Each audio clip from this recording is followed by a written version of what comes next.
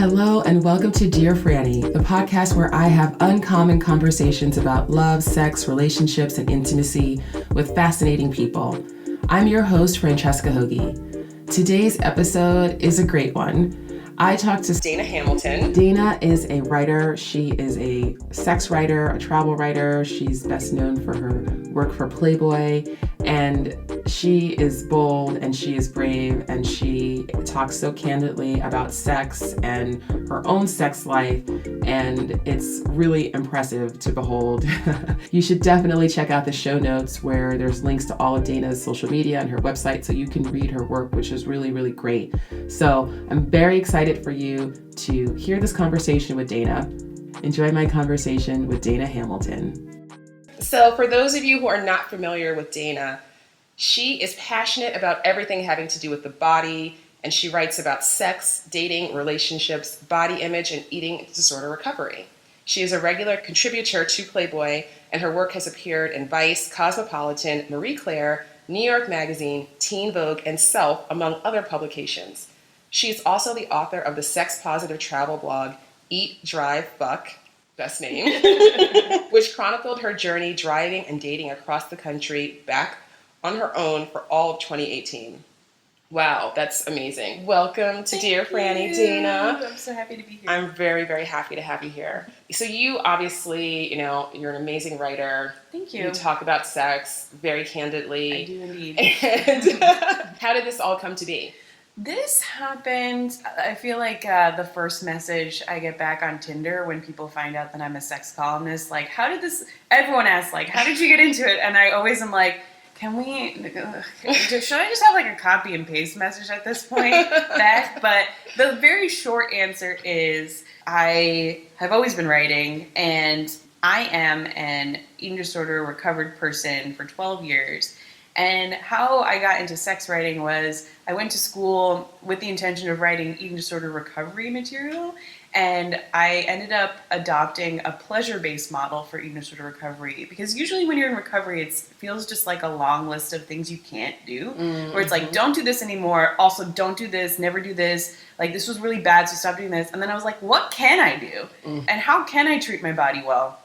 And how can I prioritize my own pleasure? And sex ended up being like the most natural way for me to just like be very kind to my body and learn how to love my body. And if I can't love certain parts of it, just at least accept it. And also put together a list of rules in my sex life where I recognize my value. Like the people that I sleep with are very kind to my body. That's like my number one rule. Beautiful. Great rule. Everyone should have that rule. rule. Seriously. But it's amazing how many people, women especially, don't have that rule. Don't prioritize their pleasure. People with vulvas, we are just ingrained in us to like not expect pleasure in the same way that the other people have been kind of programmed to just like, it's okay if they come and like I don't. Like that's actually not cool at all. And so I was writing about eating disorder recovery, and then when my mid-20s, I was dating a lot in New York, and back in the day, there was an app for writers, or how I met a lot of my friends, and we have mutual friends from this app. Oh yeah, I remember this app. Which no longer exists, but I was posting screenshots from my dating endeavors. The list, right? List, yeah. List app. Mm-hmm. And I was putting things on there about dating in New York, and I started doing this thing where I kind of joke around with people on Tinder a lot, and people liked that, and I still kind of do that on my social media. And I ended up using a lot of the things that I was writing about dating in New York as clips for magazines. And then eventually, once I started writing for magazines, like I became a contracted contributor to Playboy, and I started writing for a bunch of outlets, and then I just kind of built this career as a sex writer. Yeah. From a random invitation to an app that no longer exists. That's so funny how that happens. Yeah. But it sounds like for you, sex was a real source of healing. Yes. Which is beautiful. Yes. It was sex and masturbation, and how do I make my body feel good, because I felt really uncomfortable in my body for a really, really long time. And then I was realizing that like once you kind of come out the other side of eating disorder recovery, and you've rejected diet culture, and you no longer subscribe to like a lot of the things that you've been told your entire life, that you're in the minority, that like there are still so many people who are still in it. And that's kind of where I've come to, where my goal with my writing is to inspire other women and non-binary individuals to just really prioritize their pleasure, and it's okay to make yourself feel good, and you deserve to have sexual partners who give a shit about your pleasure. Mm-hmm. Yes, amen to that. It's so crazy that in 2019 that's still like a revolutionary concept. And it hurts my heart to get like DMs from people who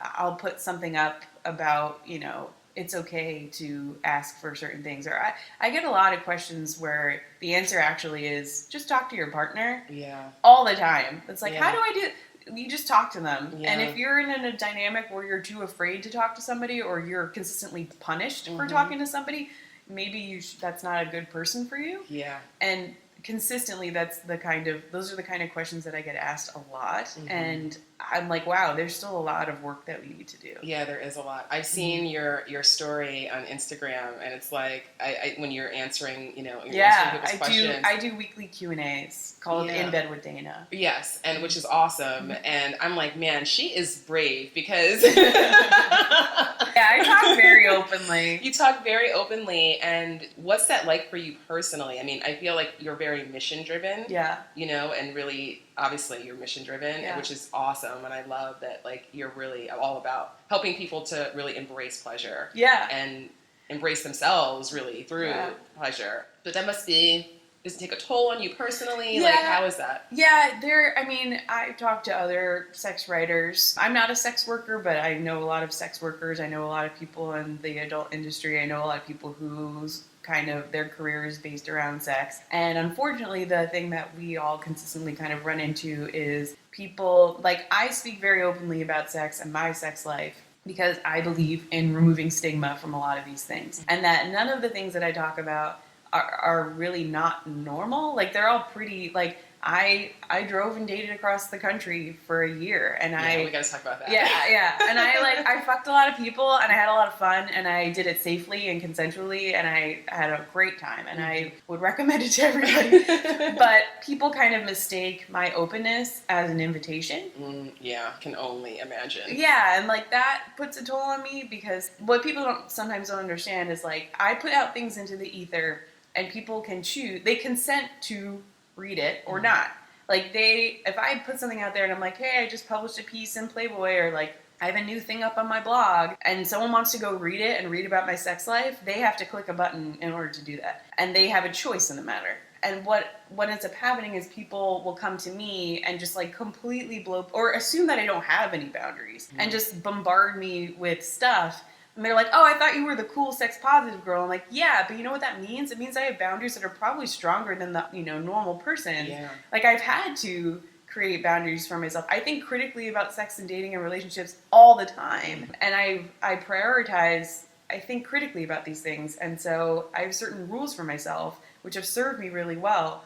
And people don't really respect that a lot of the time. I can only imagine, because I don't really talk that much about sex publicly. Mm-hmm. I mean, in podcasts I do. Right. In the podcast world, but, I really am more focused on dating. Yeah, you're not talking about your sex life. Yeah, and I'm certainly not talking about my own sex life. Right. So, but I'm not even, beyond not talking about my own sex life, I'm not even really talking about sex, really only more in the context of, like, dating and getting to, but it's, it's different. It's not as like explicit about sex. Right. And even it's like the things that people tell me, and I don't mind. Right. That's the thing that I always have to say is, like, the content that you're telling me doesn't make me uncomfortable. Yeah. Like, the fact that you went and got spanked by some dude you met off online, more power to you. Like, that's fine. But the fact is, like, I always have to message people back and be like, hey, so if you saw me on the street, would you immediately go up to me and say that to my face? Like, hi, Dana, nice to meet you. Blah, blah. Oh, by the way, I just got fingered by this dude. I don't, like, no. Like, the whole, like, social media thing has, one of the things that I'm really trying to work actively against is we're kind of, with social media, destroying a lot of the skill set that people who existed before the internet, like us,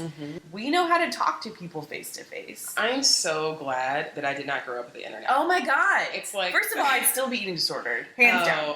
I'd be drinking fit tea right now. I probably would also be eating disordered, absolutely. And I'm a little older than you. I didn't have an email account until I was a sophomore in college. Yeah, I didn't and I'm so grateful. Yeah, I don't think I had email until high school. And even then, that's still pretty early.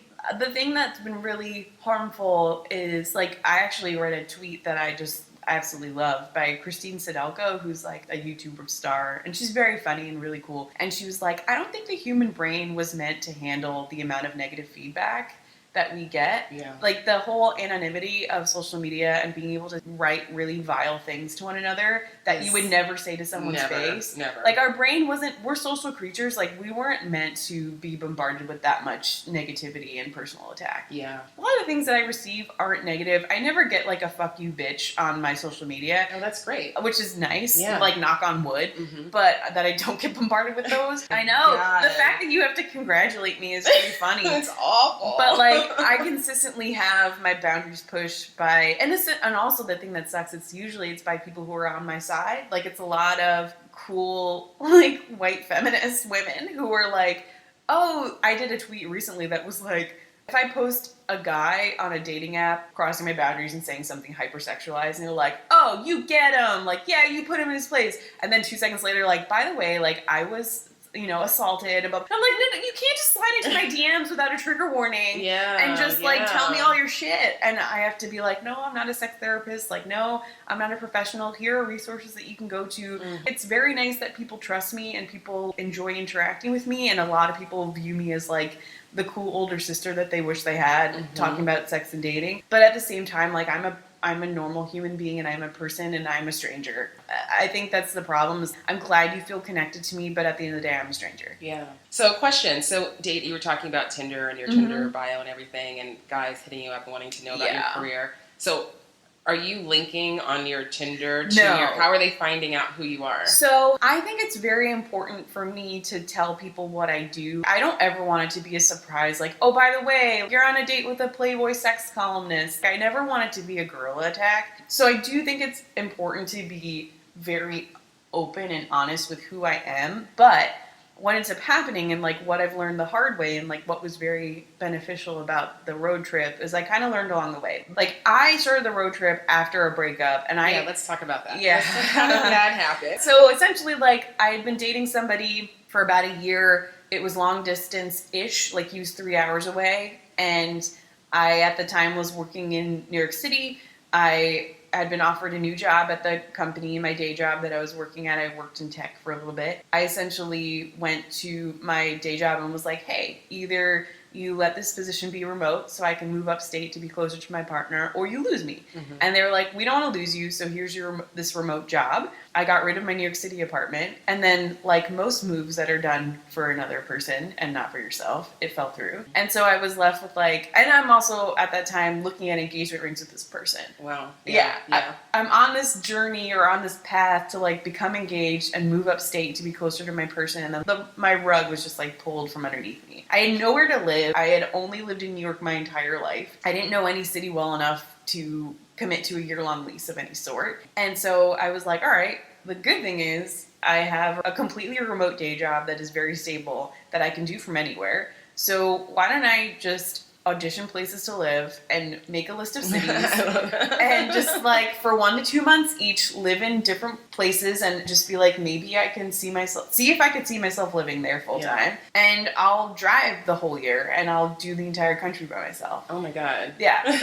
Most people will be like, let me go to Google, like, what are the best cities to live for young professionals? And I'm just kind of like, fuck it. These sound interesting to me, and I can also amend or change, places to live along the way if I don't like a certain place, or if I want to end time in such and such city early, or if I want to extend my time. Like I left it all pretty like fast and loose. Yeah. But at the end of the day, I drove across the entire country back on my own and dated along the way. But yeah, so and this is also the first time that I am dating as a single sex columnist, because I built my career, or the foundation of my career, while I was in that monogamous relationship. Yeah. Right. So I'm like learning how to date for the first time. I'm learning how to date as a sex columnist for the first time. I'm also learning how to date while traveling for the first time. And at first, I'm probably very naively on dating apps. I'm Dana. I'm a sex columnist for Playboy. You could like, this is who I am. And then eventually it became, I'm going to go by my initials, or like, I'm going to go by my middle name, because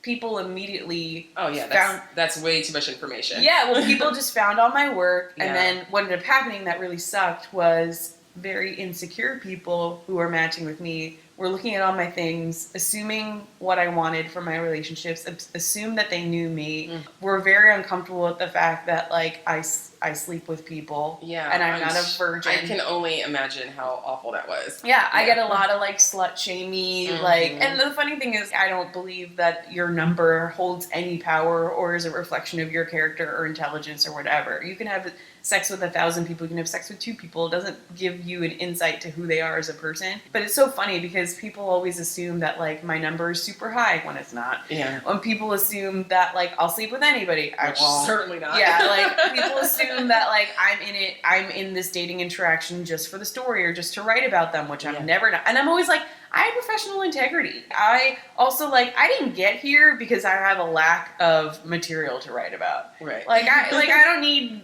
the story of how you took me to coffee to sell to. I'm good, bro. Like, seriously. It's all good. You know, I used to be a big fan of Sex and the City. Mm-hmm. I mean, I guess I still am, you know. Yeah. And I used to always, you know, watching that show, I'd always wonder, like, why is this never an issue? Right. The guys that she dates, Oh my God. like, she's like writing about their dick size and this and that. Like, no one ever cares. No one ever reads it. I was like, that's the most unrealistic thing about this show. I will say that, like, the people I end up dating are always the people who could give less of a shit about what I do. Yeah. Like, the people that I'm still in contact with, I'm single and, like, I still am in contact with a few people from the road trip. And it's kind of one of those scenarios where it's like, when we're in the same zip code, we date. And when we're not, we're not. And as long as it still works for both of us, we'll keep doing it. But the moment either of us are in a monogamous dynamic, we're going to transition to just a friendship. And everyone's cool and on the same page because I don't have the energy, time, or interest to be polyamorous or non-monogamous. I just don't. I'm exhausted.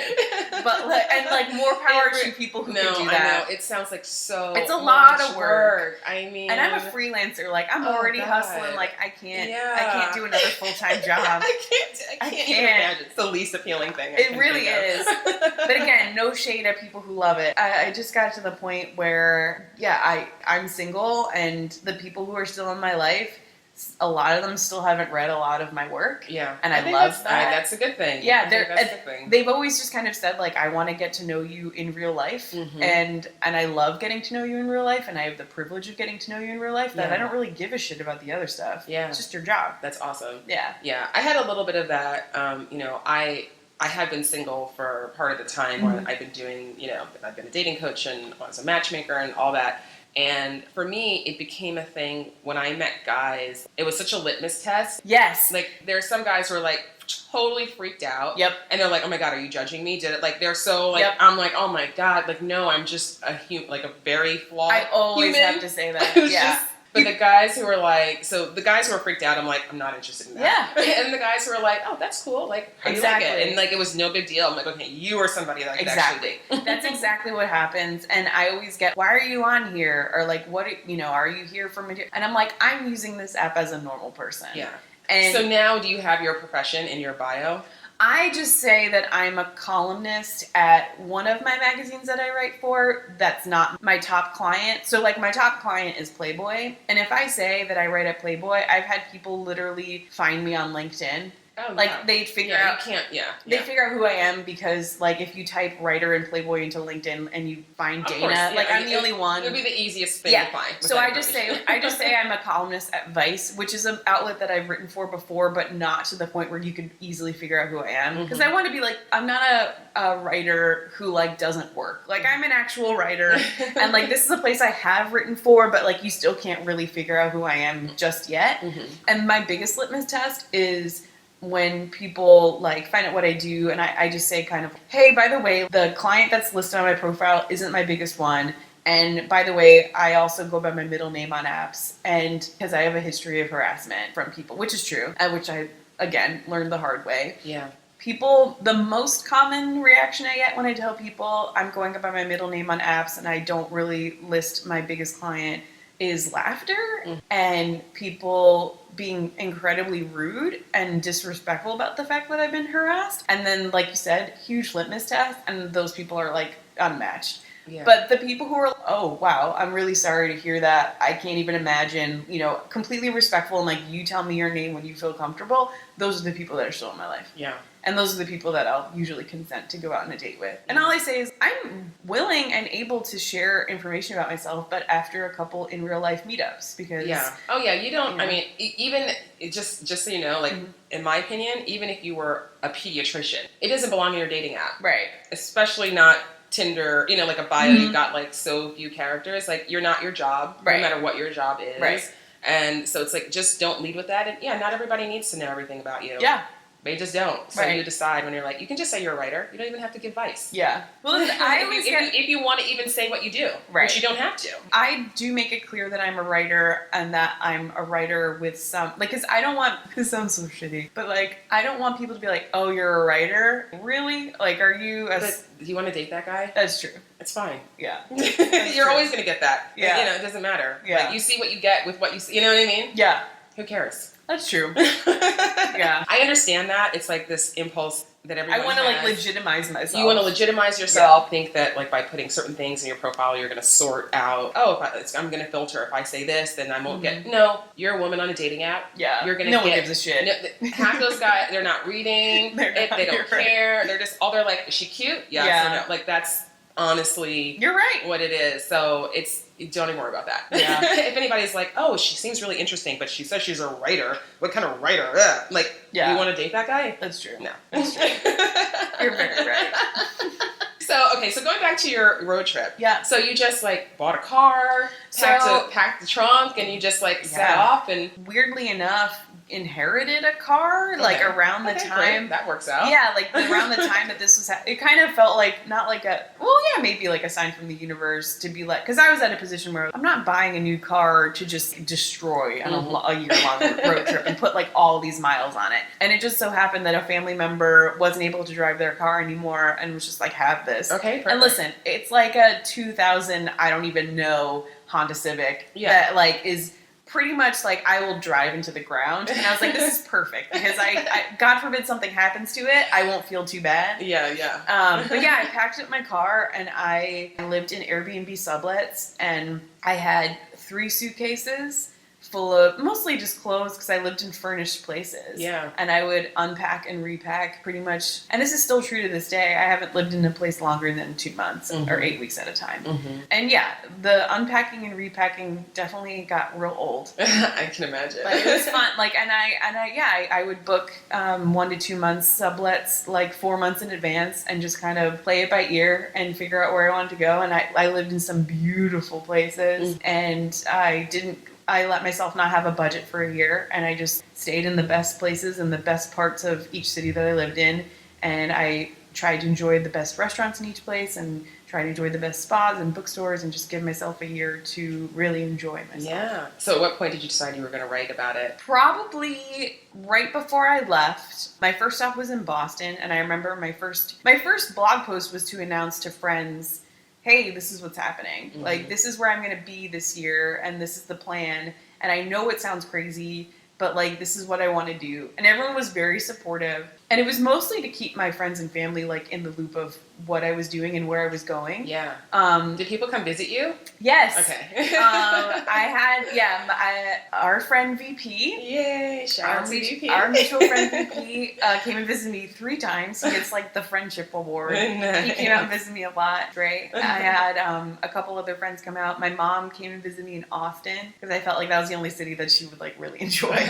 All my other cities, she'd be like, what? But, yeah, I had some people who come out and visit, and it was great. And also, like, I was able to visit friends who lived in cities who were internet friends for a long time, but I never got to meet in real life. IRL. Yep. Beautiful. That's awesome. So I always had, like, in each place I lived, I always had at least a couple people that I knew there, even if I had never met them in real life.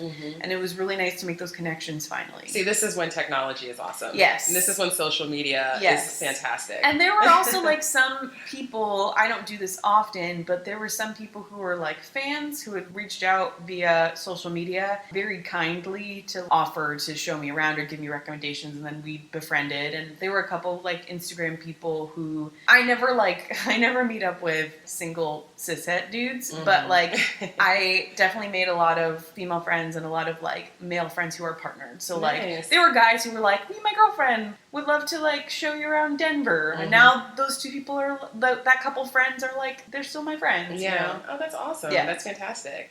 Yeah. So so you did the blog. You've written for all these amazing publications, and I know you just finished a big project for Playboy. Yeah. Can you talk about that? Sure. I am still single and I'm dating, and I enjoy, how do I want to phrase this? Oh, I don't know. This is intriguing. I came out is like I don't think is like the best term, but I am heteroflexible. So I started dating women in addition to men, only within the last year. And so I've been like very much just being like, can I date people other than cishet men? Like what is like, I just want to kind of date outside of what I've been dating for a really long time. Yeah. That's all. And I realized... Did you feel like you were always attracted to women, or was it more of just like, let me open my mind to the possibility? It was more like I'm living in Austin and none of the men get tested and I want to have sex. So like... They don't get tested? Oh my God.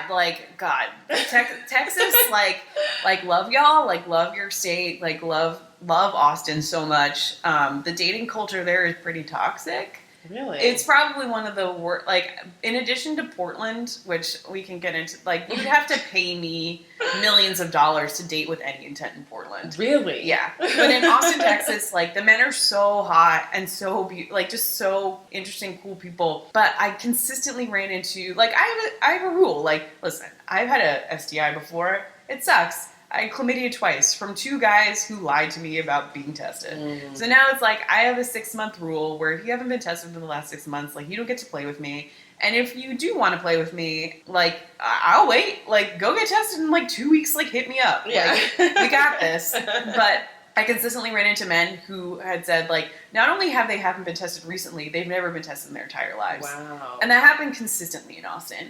So I'm living in Austin. I'm like, I mean, at least they're being honest. That's the thing that I will give them credit for. And it was so funny because there was like one guy who came over and like his hand was like down my pants when I was like, oh shit, like we didn't talk about testing. Like we should get on that. And he told me, yeah, I've never been tested in my entire life. And to his credit said like, should I leave? Instead of pressuring me, which is very sweet. And I was like, I'm a sex columnist. Like, just because we can't do some things doesn't mean we can't do other things.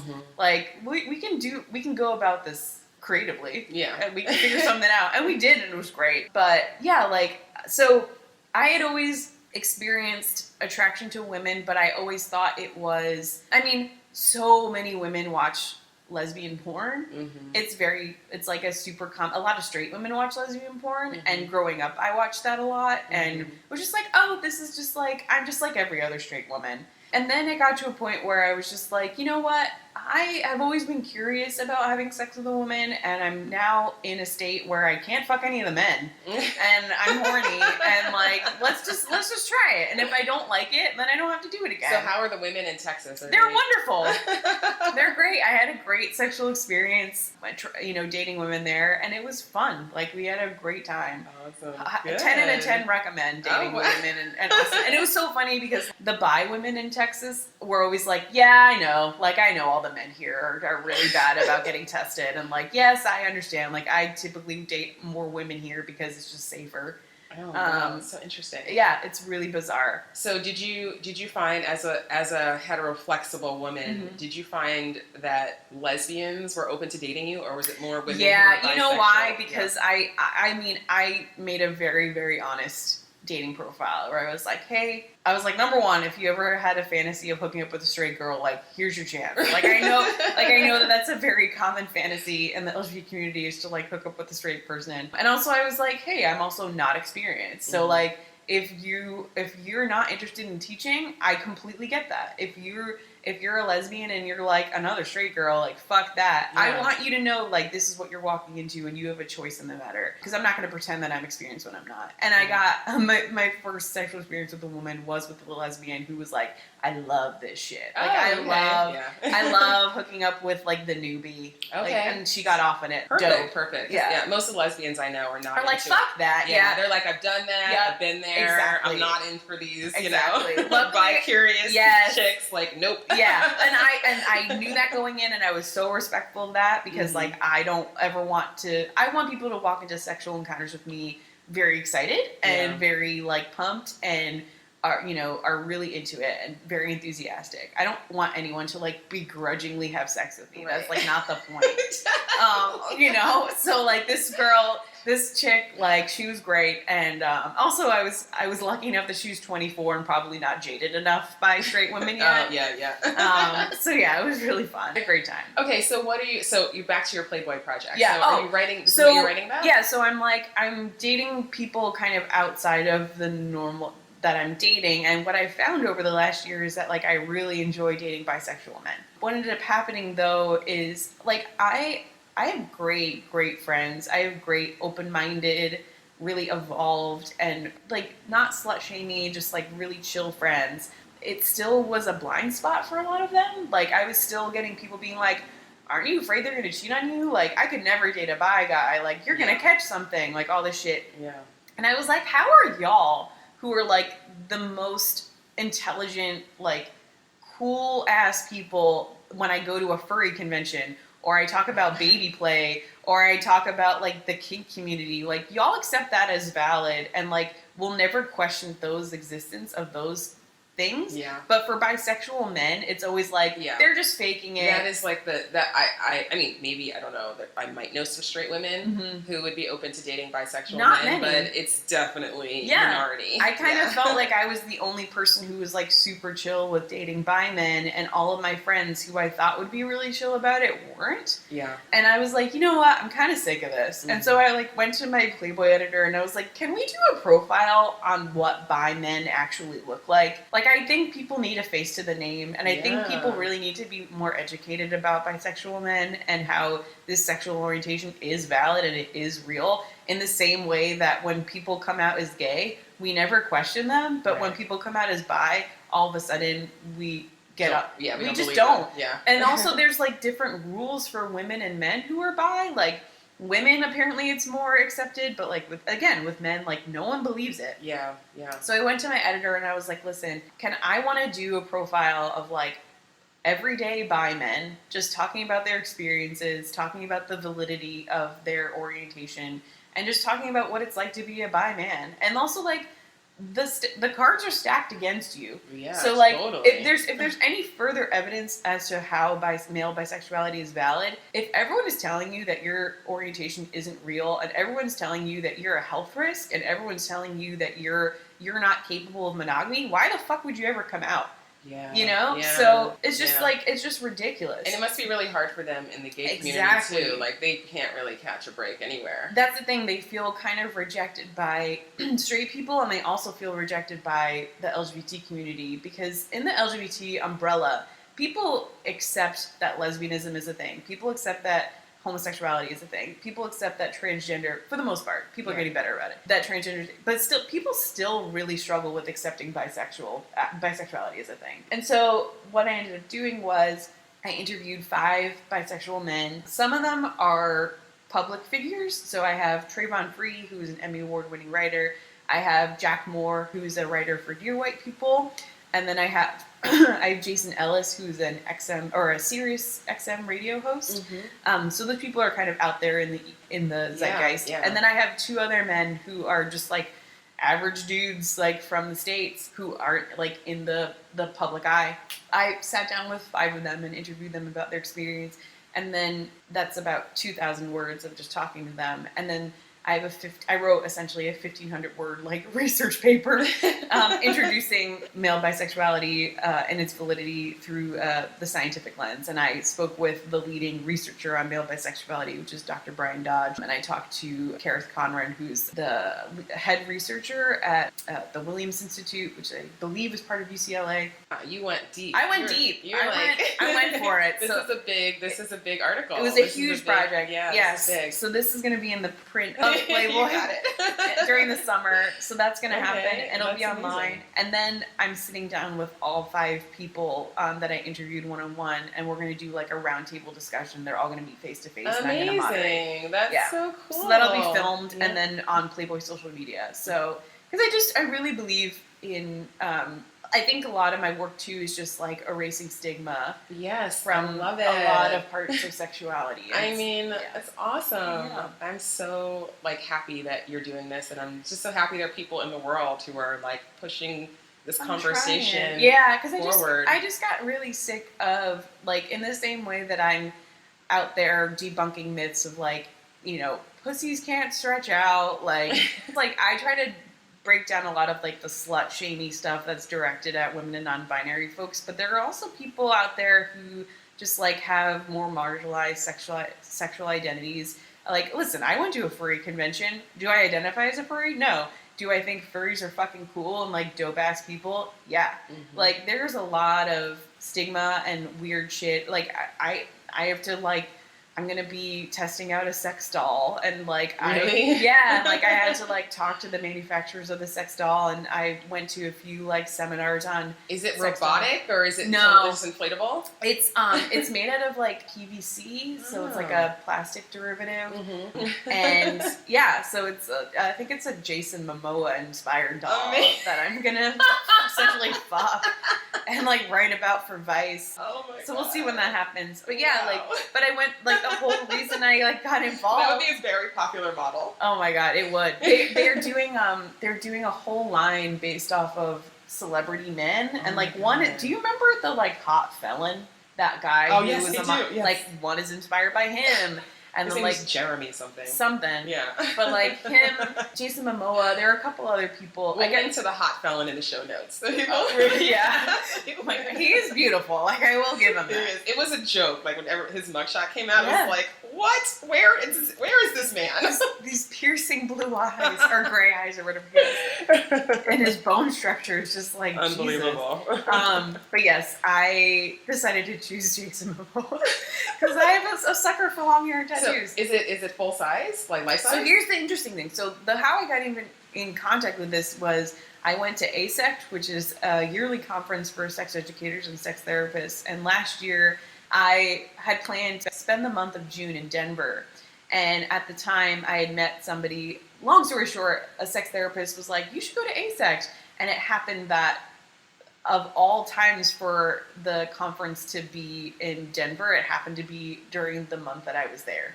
So it was very weird, very universe shit. So I went to this seminar on sex dolls because I wanted to learn more about them. And they're used as a therapeutic tool for a lot of people. Mm-hmm. And a lot of times it's used for people with disabilities who can't afford a sex surrogate because sex surrogacy is very expensive. Mm-hmm. So to have a companion, and also, so in terms of like, is it being life size and all this stuff? A lot of these dolls, which are criticized, and listen, I support body positive initiatives. I support fat positivity. You see these sex dolls, I'm sure you've seen them too, where the proportions are like really out of whack. Yeah, it's like a Barbie doll. Yeah, and you're like, why is this sex doll like this? Does not look like a human. Yeah, this feels very harmful to like put into people's minds that this is how women should look. When in actuality, the reason that they are those proportions and they are so small is because they need to be under 100 pounds so that people with disabilities can lift them.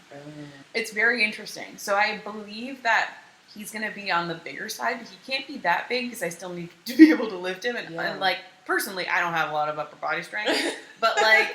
It's such a commitment to have a sex doll. Like, yeah. You gotta like store it and clean it. It takes up a lot of space. Yeah. And it's expensive, right? They're expensive. So like how much what these retail for? Like the ones that I'm testing out retail in the range of $1,500 to $2,000. Okay. But it also depends upon how much customization that you do. Mm-hmm. So I know for like the female dolls or the dolls with vulvas, they are like, you can pick the hair, you can pick the size of the chest, you can pick if it has certain like features, and those kind of run body hair, nose, skin all color, that stuff. Yeah. And even like it's funny because with the not to go off on a tangent, but with the furry convention, people talk about the fursuits and like how these people are, like, oh, it's just like a thing. No, a fursuit costs $3,000. Wow. Because they're customized to your body. Like, they wrap people's body in duct tape to get them, like, tailored to a wrist size or a belly size or,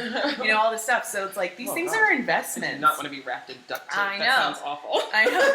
That's how you measure people for, like a scuba suit of a costume. Wow. But yeah, it's like, these things are these are big investments. Yeah. I'm so excited to read about you and your Jason Momoa. This is like so fascinating. Like I borrow the doll, but I get to obviously keep like the dildos because I'm not gonna like mail those back. But I like essentially rent the doll for a little bit. Oh, so the doll comes without genitalia, and you can customize. Oh, so you can make it as big or as small, as fat, as thin, whatever you want. Yeah. Wow. Yeah, and I want to kind of write a piece about like. Sometimes I feel so naive. No, listen, I have to think about these things constantly. So this is my normal, but I understand that it's not everyone's normal. Like talking about this is like talking about the weather for me. Like I don't care. Oh, so I want to write this piece in the vein of like, I don't have a partner right now, and we're kind of living in this age where men are being exposed as like trash. So can I just go ahead and just like subsist sexually on like using a doll? Like, is that a thing that I could do? And I don't know what the answer is. Oh my god! I can try this doll and be like, ooh, I want to keep this. Yeah, I'm dying. I mean, I want to know what it feels like. Like, is it? I mean, I don't know. Is it better than just masturbating without it? I mean, like, exactly. I mean, is it actually better? Is it cumbersome? Right. Is it creepy? Is it going to make me feel really uncomfortable, or am I going to really enjoy it? I think I would be so in my head about it. I'd be like, this is so weird. Yeah. I'm probably going to have to get very stoned before I try it out. So it's just to keep my mind off of the fact that I'm fucking an inanimate object. But who knows? I won't know till it happens. What a brave, brave new world. So tell our listeners how they can get in touch with you. And yeah, so my portfolio, or like every time I get published, I post on my website. I have a section for all of my Playboy writing, and then I have a section for all the other magazines that I write for. All of my social media handles are Ms. Dana Hamilton, and it's MS Dana Hamilton. So that's my Instagram, my Twitter, and my website are all the same. And yeah, so my Instagram is mostly like me talking to randos on dating apps and being a troll sometimes, just for my, but like a lovely troll, like just to make myself laugh, and not to hurt anyone, just because sometimes be entertaining. Sometimes you need that. Yeah, you have to make dating fun, or else it's not going to feel fun. Yeah. So yeah, I do a lot of that. I post a lot of myth-busting stuff. Yes, which is super educational. Yeah. Yes, everyone should go follow Dana and then ask questions, because you do these amazing Q&As. Every week I do Sex Talk Sunday in bed with Dana. So I open up questions typically on Saturday, and then I answer them on Sunday. And I talk about everything. I talk about relationships. I talk about sex. I talk about kinks. I talk about anything under the sun. I talk about body image and eating disorder recovery too, even though it's not something I talk about in my work as often as I used to, but I still definitely talk about it. And I love supporting other people who believe in health at every size and body positivity and fat positivity, because guess what? Fat people fuck too. Yeah. And like, everyone deserves to be comfortable. A lot more than... Oh my god. Like, everyone has their own... I just love when people think that, like, fat people are celibate. It's like, no, they're not. I know. Like, fuck off. I know. I'm like... you know what I tell people? I'm like, Google plus size wedding dress. Yeah, right. Legit. And then I get a lot of people who feel really intimidated. I get a lot of people who really haven't started their foray into dating or sex stuff yet. And I believe that, like, virginity is it is a cultural construct. Yeah, it's not like a real thing. Yeah, and so a lot of people who are talking to me, like, haven't made their sexual debut yet, so they want to... I like that. Isn't that a great term? Debut. I love that. Yes. It's just like, you're not losing anything, you're not losing virginity, you're not changing any part of who you are, you just haven't done something yet. It's the same as, like, riding a bike. Like, you didn't, like, get down on yourself before you rode a bike. You just happened to do it when it was the right time for you. Mm-hmm. So I get a lot of people asking questions about that. I get a lot of people asking questions about how to spice up their sex life. So I'm happy to answer questions when I open them up. Yeah. So I have one final question for you. Yeah. So if you had a megaphone that was loud enough for the whole world to hear, what would you say? I would say that people with vulvas need to demand more orgasms. Oh my goodness. Yeah. Good one. I feel like people really don't prioritize their orgasm enough. And I think the narrative that we've been taught is if you don't come, that it's okay. I'm still enjoying myself. And that may be true.